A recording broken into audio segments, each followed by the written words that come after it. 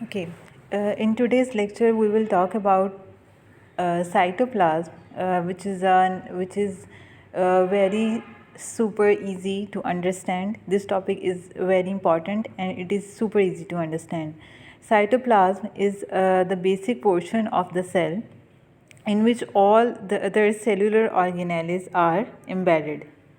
Like cytoplasm, here in this page, here is a brief description about the cytoplasm. Cytoplasm is the viscous portion of the cell.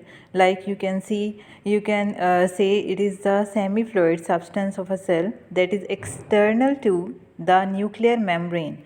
In the picture, in the diagram, you can easily elaborate, or you can easily understand the where is and what is the cytoplasm is.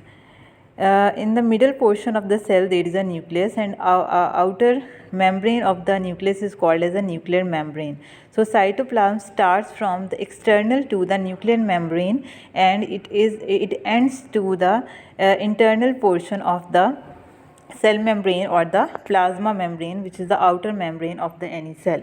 So cytoplasm is the external to the nuclear membrane. Sometimes it is described as the non-nuclear content of the protoplasm. Cytoplasm is also called as the non-nuclear content of the protoplasm. What is protoplasm?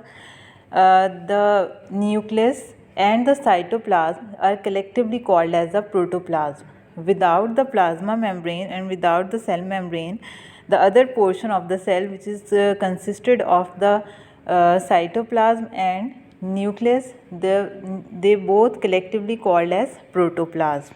So cytoplasm is present outside the nuclear membrane, so it is called as a non-nuclear content of the protoplasm. Here in the diagram you can see there are a number of the organelles are found in the cell, like ribosomes, nucleus, mitochondria, vacuoles, Golgi apparatus, and so on. There are many of the cellular organelles are present, and you can see that all these organelles are found or are embedded in the bed portion of the cell, which is called as the cytoplasm, which is a viscous or the semi-fluid substance of a cell. Now coming towards the components of the cytoplasm, the cytosol. Cytosol is the intracellular fluid of the cytoplasm. The fluid portion of the cytoplasm, the bed portion or the fluid portion of the cytoplasm is called as a cytosol. And cytosol is mainly composed of the water, because the cell and all bodies mainly most of the part of our body and most of the part of our cells is composed of the water. So cytoplasm is largely composed of the water, over 70%, and surrounds all the organelles located or suspended in the cytoplasm. All the cellular organelles are suspended in the cytoplasm, and the water content in the cytosol surrounds all the cellular organelles. And some of the other components of the cytosol includes the soluble molecules of the proteins and dissolved ions. Apart from these cellular organelles which are showing in this picture, there are a number of the soluble molecules, macromolecules, like proteins, carbohydrates, enzymes. They are also present or dissolved in the